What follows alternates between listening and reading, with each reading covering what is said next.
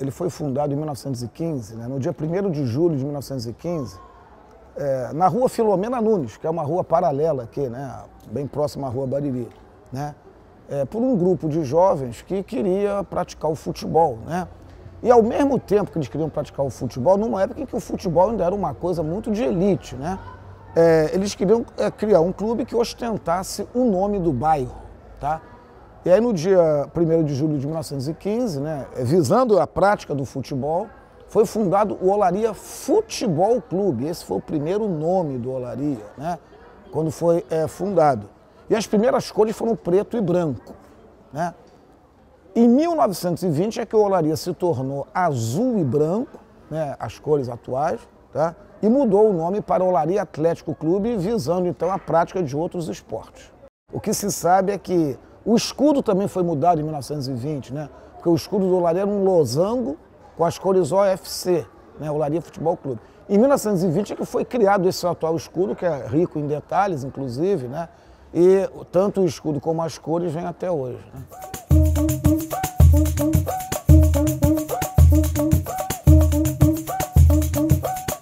Sim, mais do que presidente, ele é o patrono do clube pelo estatuto do Olaria, né, o patrono Álvaro da Costa Melo, e ele foi presidente do Olaria também, sempre foi o mecenas do clube, né? O Álvaro da Costa Melo colocava dinheiro dele para ajudar o clube, para ajudar a construção do estádio, para contratar jogador, para pagar jogador. Ele é o patrono do Olaria, mas ele foi presidente do Olaria em 2 momentos históricos do clube. Um foi em 1947, quando esse estádio foi inaugurado. Aliás, foi ele que abriu o livro de ouro para a construção do estádio, né? O Olaria já tinha comprado o terreno e quando o estádio foi construído, Álvaro da Costa Melo era o presidente do clube.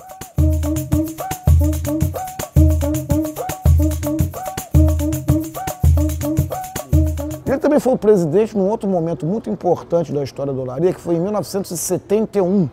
Quando o Olaria teve um dos melhores times de sua história, né? O time que tinha Pedro Paulo Haroldo, Miguel Altivo, Alfonete, Afonsinho, Roberto Pinto. Tá? Esse time daí chegou em 3º lugar naquele campeonato de 71, né? Só ficando atrás do Fluminense, que foi o campeão, o Botafogo, que foi o vice. Lembrando que esses dois tinham vários jogadores de seleção, né? E é bom sempre lembrar que nesse campeonato de 71, o Olaria não perdeu para o Fluminense, que foi o campeão. Foram 2 empates, 3-3 e 0-0. Esse Alfinete é um que foi lateral do lateral Vasco? Esquerdo, que depois foi para o Vasco, esse mesmo. O Afonsinho jogou no Botafogo. O Afonsinho ele entrou para a história do Brasil porque ele foi o primeiro atleta a conseguir na justiça o passe livre, né?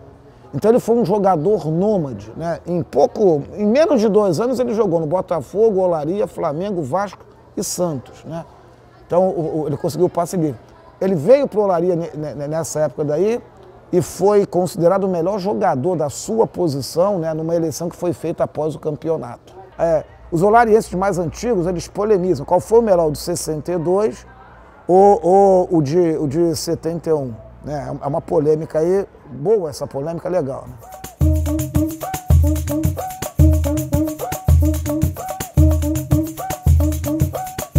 Dos times históricos, assim, que é tido como um dos melhores da história, né? Isso aí sempre vai ter polêmica, é o time de 62, que a mídia na época, em 1962, a mídia chamava o time do Olaria de espantalho, porque assustava mesmo os adversários. O Olaria fez uma campanha tão boa em 62 com esse time, que a única vez que o Olaria foi convidado para participar do torneio Rio-São Paulo, que seria o de 63, foi por conta desse time e da campanha que fez no estadual de 62. O time de 62 tinha Murilo, lateral direito, que logo depois foi para o Flamengo, ficou 10 anos no Flamengo. Tá? Murilo teve aqui, nós fizemos uma homenagem para ele em 2012, e ele declarou publicamente que de todos os times que ele jogou, inclusive durante os 10 anos do Flamengo, o melhor time foi esse de 62 do Olaria. Esse time tinha o Haroldo, zagueiro, também conhecido como Haroldo Sombra, que saiu do Olaria direto para ser campeão do mundo pelo Santos. Titular. Tá, na final contra o Milan. Tá? Eu não sei se vocês conhecem, eu já tive a oportunidade de ir no Memorial das Conquistas do Santos. E lá tem, se você for ver lá aquelas fotos que estão lá dos atletas imortalizados, está lá o Haroldo, que saiu no ano seguinte já estava no Santos. Tivemos o Cané, artilheiro, que foi para a Itália. Tá? Ele foi o primeiro jogador negro a ser técnico e jogador na Itália, mora lá até hoje. Tá? Então esse time do Olaria de 62 tinha o Hernani, Murilo, tinha o Haroldo, Navarro, Casimiro, Nelson, Rodarte, Cané, Romeu. Esse time foi um dos melhores times da história do Olaria, o time de 62, e que o Nelson foi para o Flamengo, o Murilo foi para o Flamengo, o Haroldo foi para o, como eu já falei, foi para o Santos, foi campeão mundial, né? E o Nelson, depois do Flamengo, ele foi para o Monterrey do México, né? Foi negociado também. Tá? Então, foi um dos melhores times do Olaria. Há quem diga que esse foi o melhor de toda a história do clube.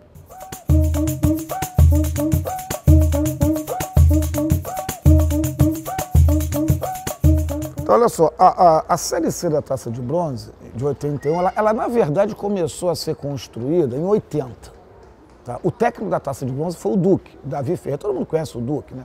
Mas por que começou a ser construído em 80? Porque em 80, só para vocês verem, em 80 o Olaria tinha como técnico do profissional Antônio Lopes. E o técnico da base, René Simões. Só isso. O Olaria só tinha isso em 1980. Tá? E vocês devem saber que quem trouxe o Antônio Lopes, quem lançou o Antônio Lopes como técnico, foi o Carlos Imperial. O Carlos Imperial veio para o Olaria como vice-presidente de futebol e o então delegado Antônio Lopes veio para ser técnico do Olaria em 80. O Antônio Lopes tinha uma missão muito difícil, que era o seguinte: era um torneio seletivo, não chegava a ser exatamente um certame de segunda divisão, mas era um torneio seletivo em 80 para classificar mais um para a primeira divisão. E só o campeão também. Ele foi o campeão em 80. Então esse time de 80, ele começa a ser formado em 80. Né? Nós já tínhamos Chiquinho, nós tínhamos o Mauro, o capitão, nós tínhamos o Salvador, que foi trazido até pelo Carlos Imperial. Time bom. O pessoal, quando viu o Carlos Imperial aqui, pô, qual é desse cara? O cara era encrenqueiro, brigão, aquilo todo. Todo mundo sabia das confusões que o cara arrumava por onde se metia, mas ele formou um bom time. Né? E pela base atuava o René Simões, que na época não era negócio de sub-16, 17, 18. Na época era infantil, juvenil, júnior e profissional. E o René Simões era o técnico do júnior, na época, que hoje seria o sub-20, divisão, categoria imediatamente abaixo do profissional. E ele também forneceu jogadores da base para o profissional, que também foram do elenco da Taça de Bronze. Né? No caso, o Jairo, que hoje trabalha aí com a gente, está até aí. O Jairo, o Nunes, o lateral esquerdo Edivaldo. Então foi esse trabalho. E aí em 81 o Olaria contratou o Duque, né, para ser o técnico da Taça de Bronze, e nós fomos os campeões daquela que foi a primeira Série C da história. Né? Foi ali que começou a terceira divisão do Brasileiro.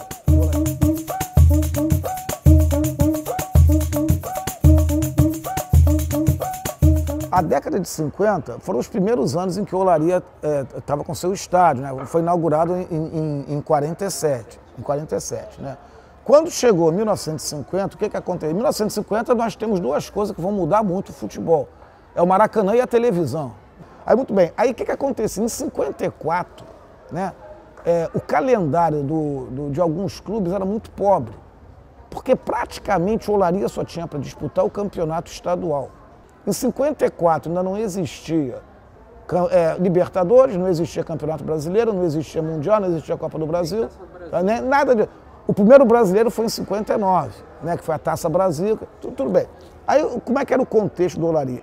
O Olaria estava crescendo no futebol, tanto que quando você perguntou para os jogadores históricos, tem um que jogou em 54 do Olaria, ele não participou dessa turnê que você se referiu, que era o Canário. Depois do Garrincha, em ponta direita tem um empate para mim, é Jairzinho e Canário. Empata. E não é brincadeira, por quê?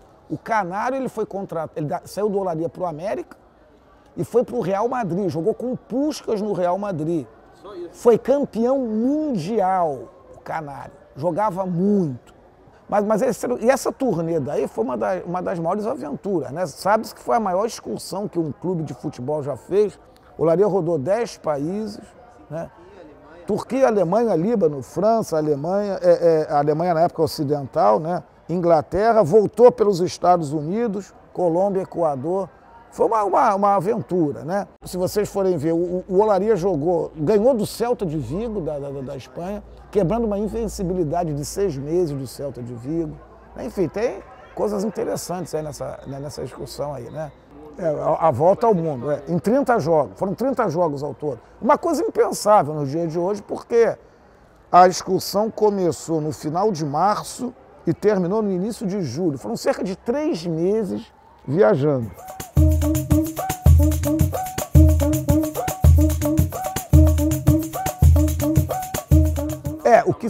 O que se sabe é que foi um alvoroço aqui, em qualquer lugar que ele ia. Só para você ter uma ideia, o Garrincha, mesmo estando em final de carreira, só para você ter uma ideia, ele jogou mais jogos amistosos do que oficiais, porque em cada cidade que ele ia era uma atração. Era uma atração, o Olaria fazia amistosos e arrecadava. Então, qualquer lugar que ele ia, ele foi em Ribeirão Preto, ele ia no Ceará. Então o Garrincha também teve esse papel, ele com a camisa do Olaria, ele divulgou o Olaria, tá? Ele fez poucos jogos oficiais, né? Inclusive esse que foi o primeiro, tá? Mas onde ele ia era uma atração. Era uma época também que não tinha o que nós temos hoje de tecnologia, redes sociais, aquilo tudo. Ainda há, assim, alguns vídeos dele na internet, ele fazendo o exame médico aqui, o departamento médico era ali, numa daqueles buraquinhos ali embaixo da arquibancada, né? Ele treinando aqui, ele treinava descalço, batendo descalço, sabe? Então a gente ainda vê, mas muita coisa ficou assim, mas ainda tem alguma documentação sobre ele, né? Mas sabe que foi um alvoroço, né? Pô, o Garrincha aqui, onde ele ia, as crianças que queriam tirar foto, aquilo tudo, o que o Garrincha representava.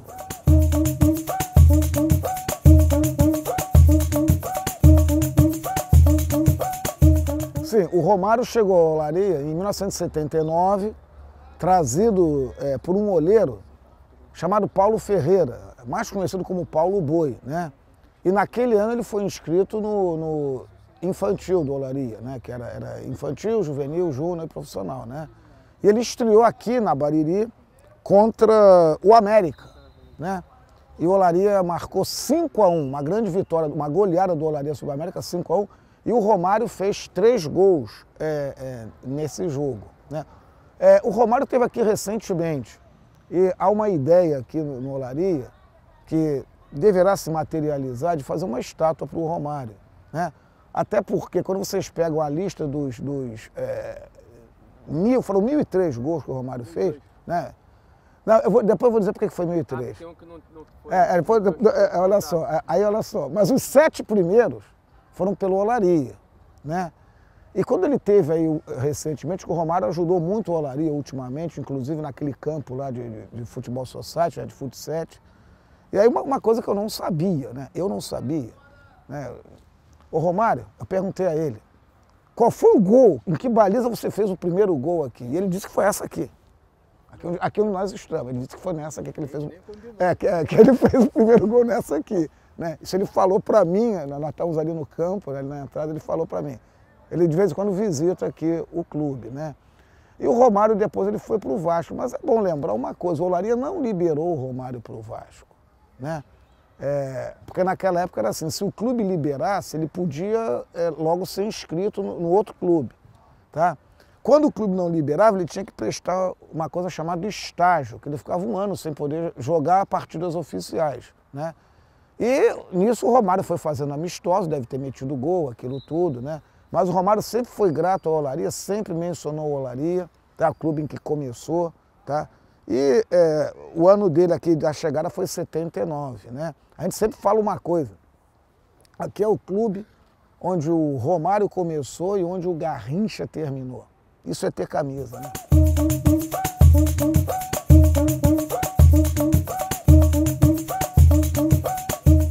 O estádio do Olaria foi um dos maiores feitos da história do clube. Eu considero isso aqui o maior patrimônio do Olaria, porque foi feito com muito sacrifício, à base de colaboração só de olarienses. Primeiro foi a compra do terreno. O terreno foi comprado nos anos 30, no início dos anos 30, tá? Com a colaboração de olarienses que botaram dinheiro do próprio bolso para comprar o terreno. E depois foi a empreitada de fazer o estádio, né? O Olaria não tinha um estádio porque o Olaria, antes daquilo que nós falamos de 70, o Olaria tinha sofrido uma outra injustiça, porque nós falamos há pouco do ano de 33 a 37, quando houve a pacificação do futebol, o Olaria não foi incluído na nova liga. Ele ficou praticamente vegetando no futebol, sem poder disputar profissional, né? Então o Olaria ficou um tempão sem fazer parte da primeira divisão. E naquela ocasião, o então presidente do Conselho Nacional de Desporto, que era o João Lira Filho, um grande botafoguense, a quem o Olaria deve muito, que o João Lira Filho prometeu ao então presidente Melo que se o Olaria construísse o estádio, o Olaria voltaria para a primeira divisão. Então foi feita toda uma campanha de arrecadação, né? Vocês têm aí o livro, vocês vão poder ver. E o estádio foi construído e inaugurado em 6 de abril de 47. Lembrando que o estádio era paralelo à Rua Bariri. Então uma baliza era ali. A outra era ali onde estão os garotos jogando. O estádio era assim. Tá? Então aqui, esse lado aqui da arquibancada era da lateral, hoje é atrás do gol, né? Então o maior patrimônio do Olaria é esse nosso estádio aqui. Eu não troco isso aqui por nada. O estádio ficou sem ter um nome oficial por algum tempo. Tá? Foi só nos anos 60 que Antônio Mourão Vieira Filho foi oficializado como o nome oficial do estádio, tá? Em razão dele ter intercedido junto ao então governo do Distrito Federal para que toda a documentação fosse legalizada do estádio do Olaria na época, né? Em termos de escritura, propriedade, aquilo tudo. Tá? Então ele intercedeu junto ao governo do Distrito Federal para que isso fosse feito, tá? E em reconhecimento a isso, tá, foi dado o nome oficial de Antônio Mourão Vieira Filho.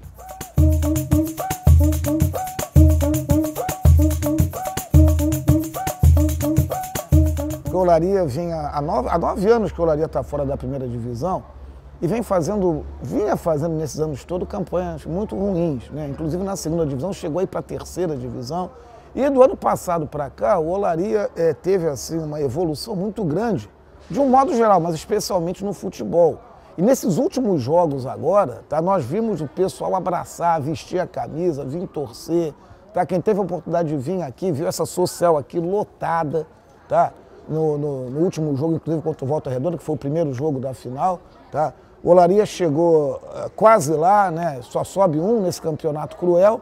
E nós chegamos ao vice-campeonato. Infelizmente só subiu o campeão e ainda não foi dessa vez. Mas o Olaria já demonstrou isso, né? Que tem condição de subir, que foi feito um trabalho para isso, né? E a redondeza aqui, não só o bairro de Olaria, se você for ver agora, né? Nós estamos em plena segunda-feira, o clube está cheio, né?